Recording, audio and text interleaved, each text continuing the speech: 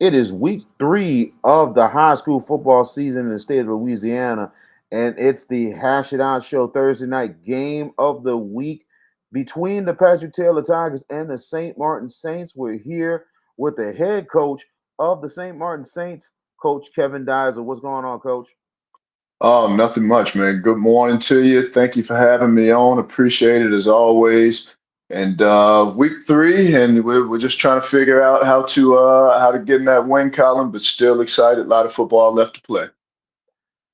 Very much agreed. You're in year number 3 of the program and everything. You was an assistant of under Frank Gendusa that took a team to the state semifinals. And in your tenure, you took them 2 playoff appearances, including a quarterfinal appearance and everything. And it seems like you're starting to get a hang of things now, being at St. Martin's, because now you are doing double duty as a head coach and an athletic director. Yeah, yes, sir. It's that's been cool. You coach. I'm in year, I don't know, 14, 15 total.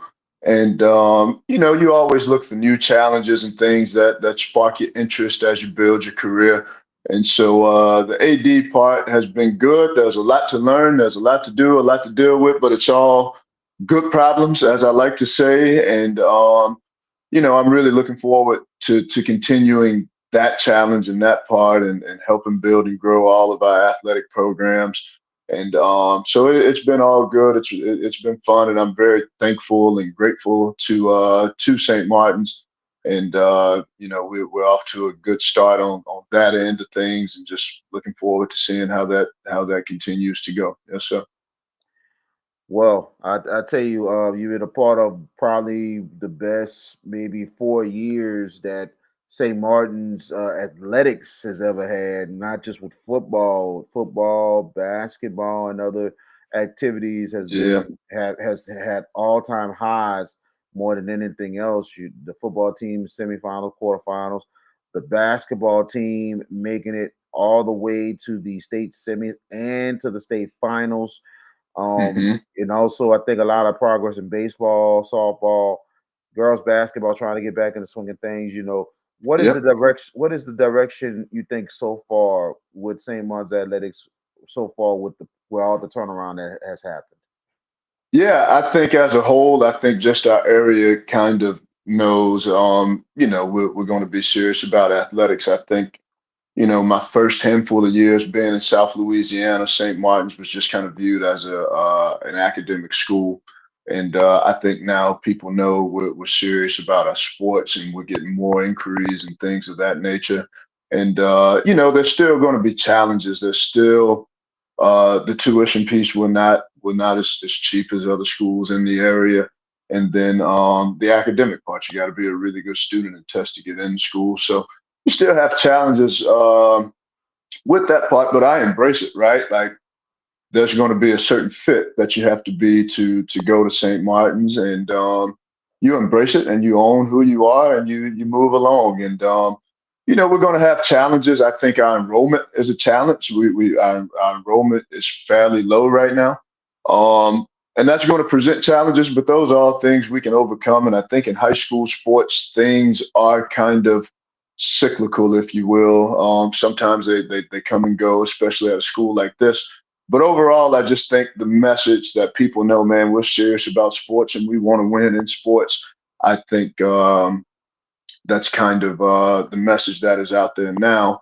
But you still have to be a really good student first. And all of the championships we've been in and all the success we've had, all of those student athletes on the boys and girls side, they're all really good students first. And so that's always going to be there. But it's been a blast, man. I would have never thought it's crazy how God works. Obviously I was at Riverside for a while, and I would have never thought that I would end up at St. Martin's, and we've had the type of success we've had. Obviously, we've made a couple of runs, a couple of deep runs in football, the Harlem Berry era and everything that came along with that. But like you alluded to, um, our boys basketball team, they're kind of the de facto state champions now, but made it to the state championship game. We were state runner-ups in track and field. Our baseball team's making deep runs.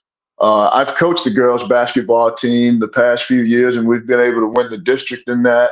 And I've also helped with track and field and some of the success that it's had. So we've really had good success across the board.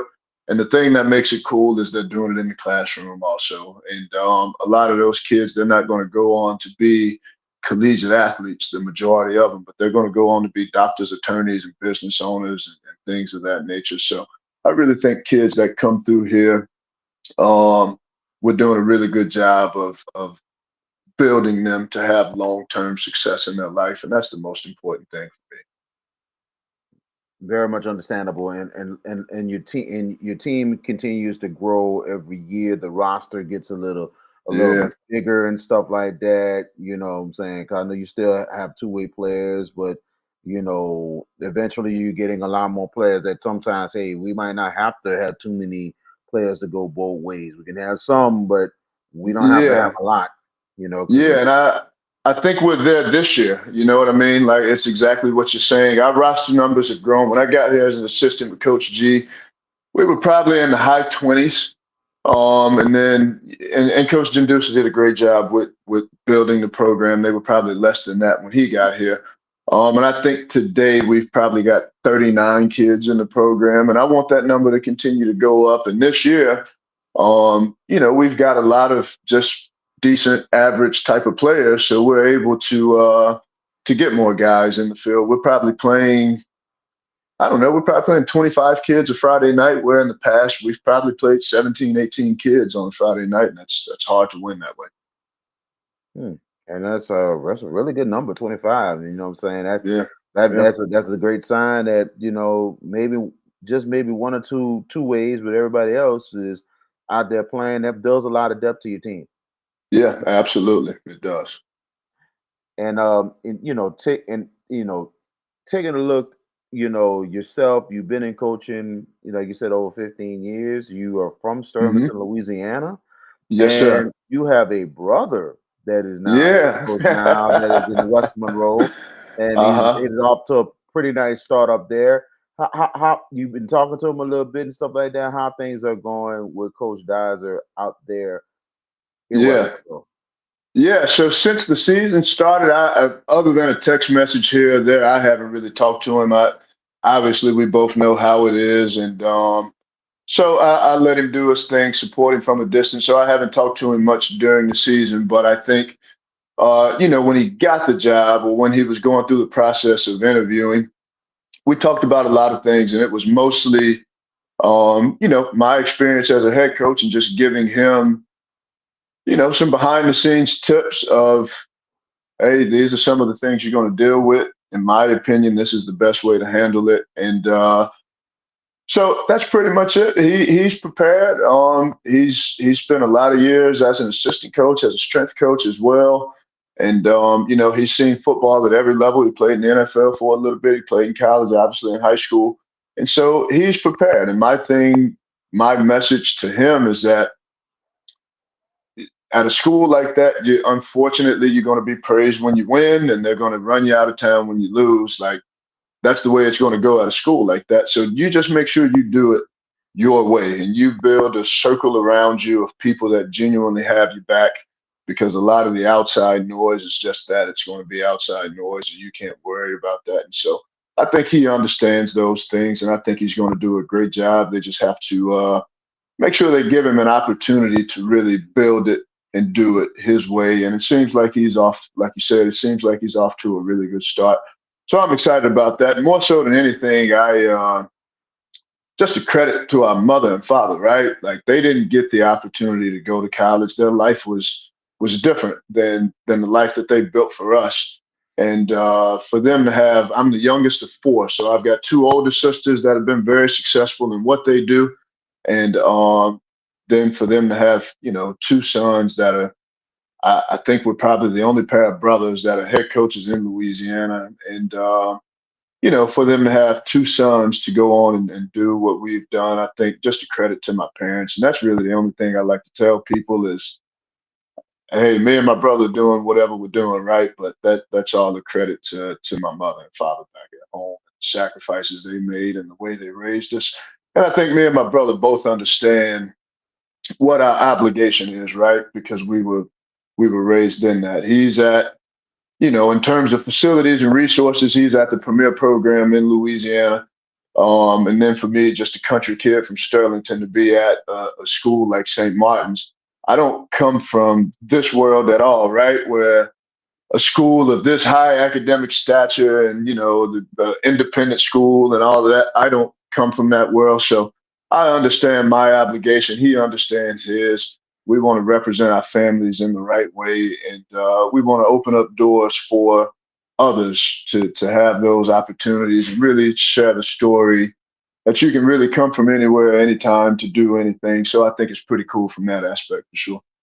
Did you and before we get to more of the game, did Uh you huh. and Mike more than anything else felt like you two could be true game changers in itself, especially despite what background you come from, because you working under a great legend in Billy Stubbs and knowing what Riverside was long time ago, and then Yeah. coming to St. Martin's, and then your brother going to West Monroe, working under Uh Joe huh. Aldridge, and Uh huh. my goodness, what the culture is there. Yeah. Did y'all ever think to a day that you two could have to be some sort of game changers and try to push through despite of what you have to deal with? So and I'm being perfectly honest, it's never been a conversation. It's never been anything we've discussed a single time. I think it all goes back again to kind of the way we were raised. Our parents didn't allow us to view they didn't allow us they didn't separate us from anything or anybody. We weren't allowed to make excuses. There was never going to be what you can or can't do because you're black, because you're country, because that's never been a thing in my household. We were raised on standards and disciplines and respect, right? And so everywhere we go, I'm sure, much like me, it's the same for him. You're going to deal with everybody with that level of respect that we were taught from day one. And I think when you deal with people with respect, that's what you're going to get in return. And when you're consistent every day and you've got those hardworking values and disciplines, I just think it becomes infectious and people want to be around you. And so I think for me personally, it starts with my parents. It starts with my faith in God. And I think we're certainly blessed, but I think we're just a walking example of what other people have put in us. And so it's never a conversation that we've had, but as fate would have it, that's how it's turned out. Yes, sir. Wow. And well, I wish your brother the best out there at West Monroe. And I think your first hand experience he has seen has probably inspired him. So, Yeah, big ups to you two guys, man. Yeah, that is huge, and it's huge, you know, personally for me to see more than anything else. A person I who's in appreciate that. person of color who's been in media for all these years, and it's great to see that. Yes, Let's sir. go into the game now. Before all Uh this stuff, but let's go into the game huh. now. You guys are on to playing. You play Uh two huh. tough teams. Two tough Uh huh. teams, upper conference classifications. You go against Patrick Taylor, a team that you guys have been successful with, but sometimes they have given you. Patrick Taylor has given you a hard time.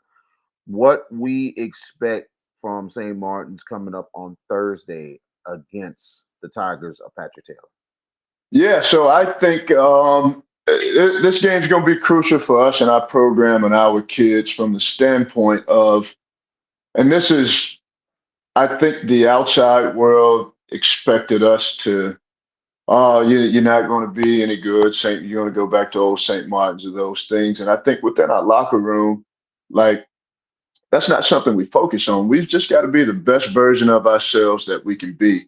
And I think we are struggling, if you will, with trying to figure out our new identity and who we are, leaders emerging, playmakers emerging, those type of things. But I think now you've got two preseason games under your belt in the scrimmage and jamboree, and you've got two regular season games under your belt.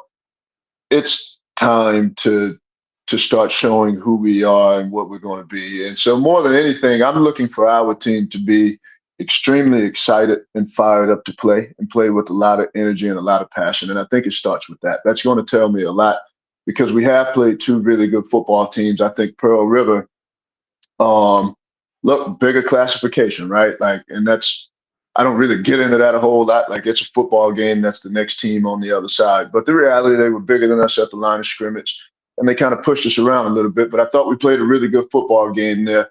Westminster, you take a 2 hour road trip that turns into three because of Baton Rouge traffic. And we just don't play well, you know, and I think that's a really good football team, but we don't play well.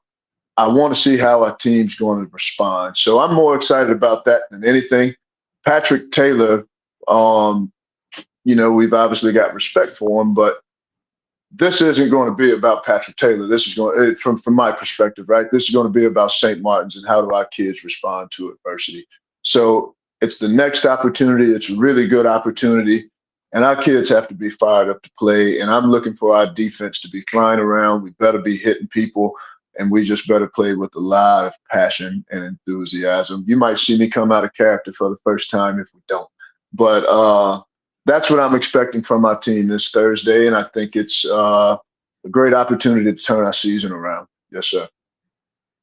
Very much indeed, as Patch Taylor had to end a long losing streak for them, and now they have some confidence going into that ball game. You guys have been very, very consistent, and now you're trying to pick things up more than anything else. What do we expect? I'm gonna say this. I may ask you about your players. Yeah, Can you tell us who is leading the way, not just offensive, not just defensively, but offensively? Who is picking up the slack now for Harlem Berry, one of the yeah. greatest players ever being gone? Who like you got some talent, coach. Tell us about the guys that is leading the way for the Saints. Yeah, absolutely. So it number one, it's definitely got to be a collaborative effort. There is no one man that's going to replace what he does. So I think our most talented guy on offense is our quarterback, Donnie Lawrence. He's a senior. He sat out last year as a transfer from Brother Martin. He's a very talented young man. Donnie's about 6'3", 215, somewhere in that range, and he can run it and throw it. So it starts with him. We've been throwing the ball a little bit more. I think we're at about 25 passing attempts in week 1 and 2. So we've been throwing a little bit more, and we've been productive in the passing game. Our run game has been a little slow. Donnie's had some success running, and then our running back is a senior by the name of Noah Dunn, and he's had some success as well. It's just we've been inconsistent in the run game. So definitely looking forward to really establishing that consistency. Our issue has not been moving the ball. Our issue has been the explosive play and on the offensive side. And so, we're having to sustain drives, and that's hard to do for 10 to 12 plays a drive for the whole game. And that's been our Achilles heel. We move it, and then we have a penalty or some sort of mistake that has set us back behind the chains. So just becoming more consistent on offense. I like our receiving group. It's a veteran group: Cooper Wakefield, Kane Odo, Tyler Penny, Cade Benju. Those four guys. They've started a lot of games for us in the past. We haven't thrown it a lot in the past for obvious reasons, and if we did throw it, we threw it to Mr. Berry as well. So those guys are doing a pretty good job. It's just as an offensive unit, we have to sustain drives, and that's the challenge, is just getting that consistency on offense. But those are some of the names you'll see for us. On the offensive line, we're led by a senior at center by the name of Aiden Molasan. Very veteran player, started a lot of games over the years, and he's a really, really tough guy, really competitive, and we're led by him up front. Moving over to the defensive side, I think we've got a lot of potential on defense. And it kind of goes back to the same thing, just being consistent. And we're led on defense by Gabe Savarese. He's a junior. He's coming off of, I won't say he had 100 tackle season last year just to mess with him. He finished the year last year with 99 tackles, and he made a lot of plays for us last year. But he's back, and he's the leader of our defense. Against Pearl River in week 1, that kid, I think he had like 15 solo tackles and like another 4 or 5 assisted tackles at the middle linebacker spot. So he's been playing really good. Some of the other guys on defense, Carter Furman, a junior, Brody Egan, is a senior for us that has stepped up and made a lot of plays. Those same four receivers do turn around and they're our primary guys in the secondary. We have guys who rotate with them, but they're the primary guys in the secondary. And then on the D line, Destin Brooks, Gavin Williams, Aiden Molasan. Got a good rotation of guys on the defensive line. I think the challenge for us defensively from a coaching standpoint is making sure we've got our best 11 guys on the field, right? And just making sure we're consistent and we got the right calls in and things of that nature. So I'm really excited about us on defense. I think defense is going to have to lead our team. Patrick Taylor is going to propose an interesting challenge. They've kind of got a triple option approach. So that'll be good for us to face that and see how we do against that. But I really like our guys on defense. Um, we've had two really good opponents, but I really like who we are on defense, and I think we're only going to continue to get better there.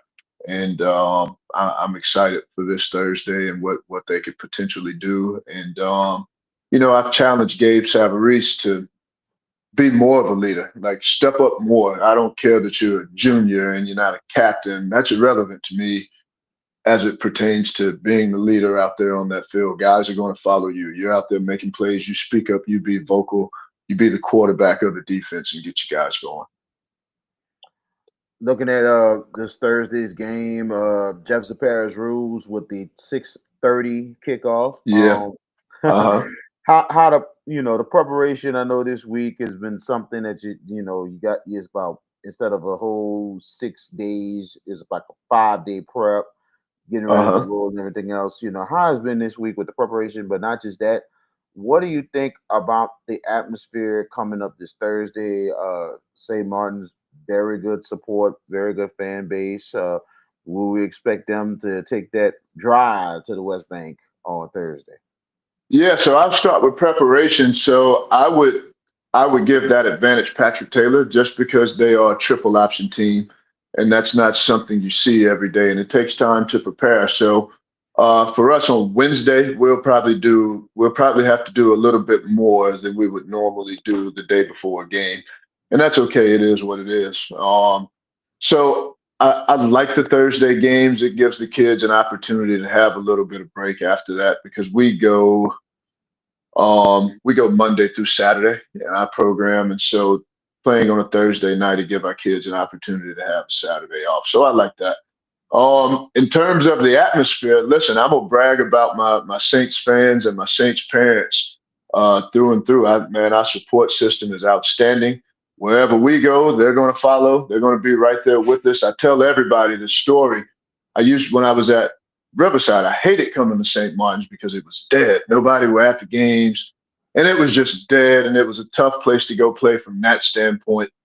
And now I think we've built, and we all know a lot of that's got to do with Harlem, right? But we've built an atmosphere where people really enjoy our football program and our football games, and they come out and support, and there's people everywhere. So to answer your question, absolutely, we're going to travel over to the West Bank. Our parents and our fans are going to come in, and if they can't make it, we'll send this link out, and they'll be watching it on the Hash It Out show for sure. But um, we've got good followers, and the game will be well supported. I think. Likewise, me and Coach Bourgeois, Patrick Taylor, really good friends. We coached together on the 2016 title team at Riverside. So I think he's done a great job building that program from the ground up at Patrick Taylor. And so I know just from talking to him, he's got good parents and good support. So I think we'll have a good atmosphere. And then something I always talk to our kids about, you don't realize that there's a target on our back. Like we've beaten a lot of people during the Harlem era, and everybody's ready to get back on St. Martin's, and you better be ready to play. Um, so yeah, I think everybody looks at last year and man, we got a chance to get them this year. So I think you're looking at a really good atmosphere this Thursday night, and I think it'll be a good competitive football game, and I'm excited for it for the kids for sure.